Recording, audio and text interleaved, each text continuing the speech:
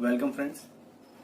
LIC के IPO के बाद एक और धमाकेदार आईपीओ आने वाला है, जिसके बारे में मैं ये वीडियो लेकर आ गया हूँ।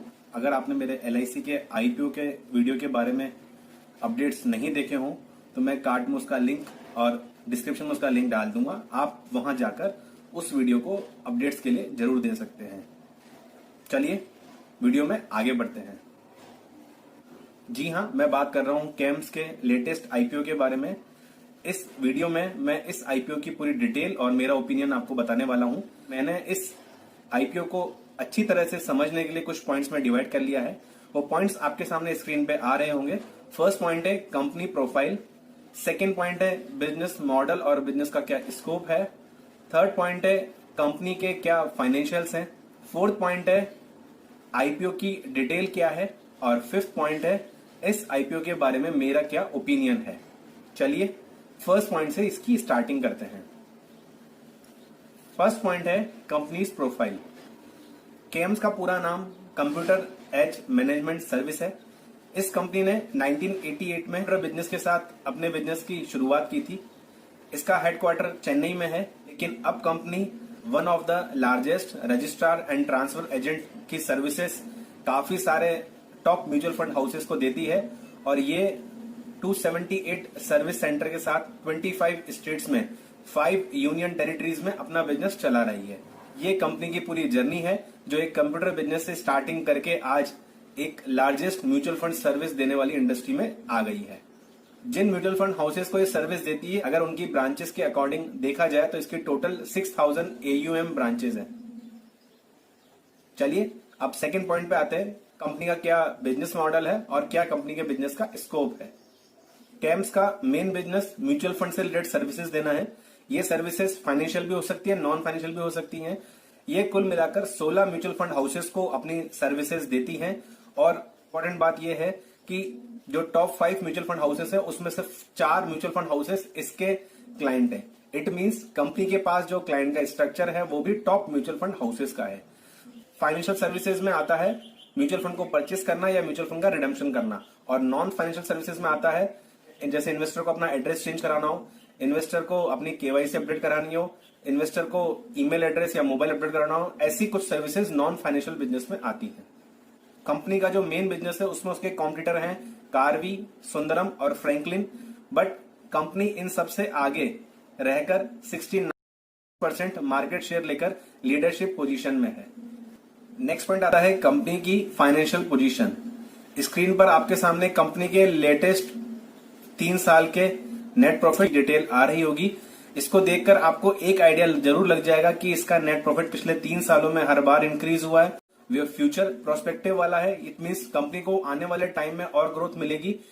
ये हमें इसकी पास्ट फाइनेंशियल पोजीशन को देख के पता लग जाता है। नेक्स्ट पॉइंट पे आते हैं आईपीओ डिटेल्स पे। ये डिटेल्स जो मैं आपको बता रहा हूँ ये टेंटेटिव डिटेल्स हैं। कंपनी ने ऑफिशियली अभी कुछ भी अनाउंस नहीं किया क्योंकि अभी ऑफिशियली डेट भी नहीं आई है, तो उन टेंटेटिव डिटेल्स को भी मैंने यहाँ पे शामिल कर लिया। इन डिटेल्स में हम क्या क्या चीज शामिल करेंगे।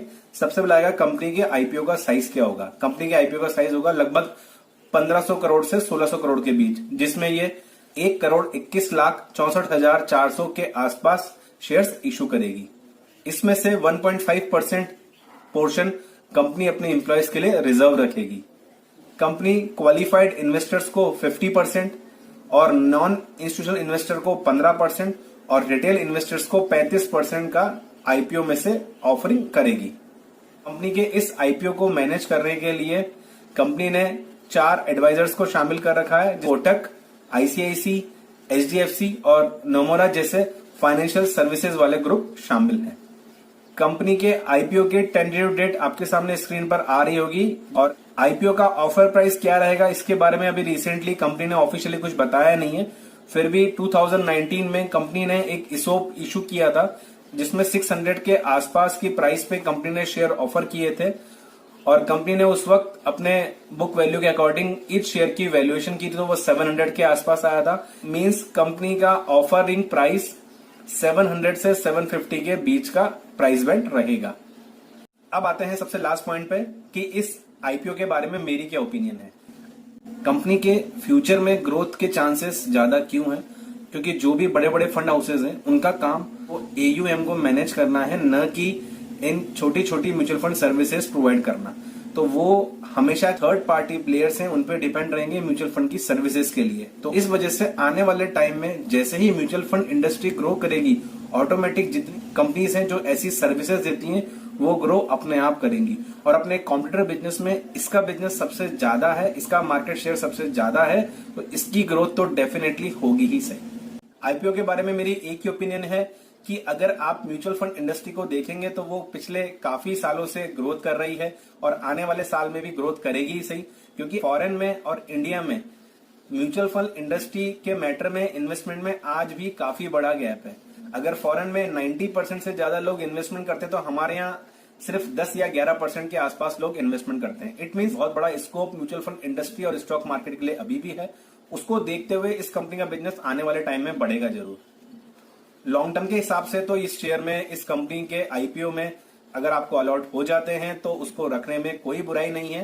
पर अगर आप लिस्टिंग गेन की भी बात करें, वो तभी पॉसिबल है जब इस कंपनी का शेयर 700 से नीचे आए या 700 पे आए, तब आपको इजीली एक लिस्टिंग गेन अच्छा सा मिल सकता है। आप इसके प्राइस बैंड का वेट करें। प्राइस बैंड का वेट करने के बाद ही आप इसमें अप्लाई कर पाएंगे, तो इसका प्राइस एक बार और रिवील हो जाए, ऑफिशियल इन्फॉर्मेशन आ जाए, उसके बाद मैं एक वीडियो और लेकर आ जाऊंगा जहां हम इसके बारे में बात करेंगे कि हमें इन्वेस्टमेंट करना चाहिए या नहीं करना चाहिए। फिलहाल के लिए अगर 700 रुपए तक का प्राइस आता है तो हमें डेफिनेटली इन्वेस्टमेंट करना चाहिए। और जिनको ये लॉन्ग टर्म रखना है उनके लिए प्राइस 700 आए, 750 आए या 800 भी आए, लॉन्ग टर्म पर्पस के हिसाब से इस IPO में जरूर सब्सक्राइब करना चाहिए। मिलता हूं आपसे अगली बार ऐसे ही कुछ नए अपडेट्स लेकर। नमस्कार।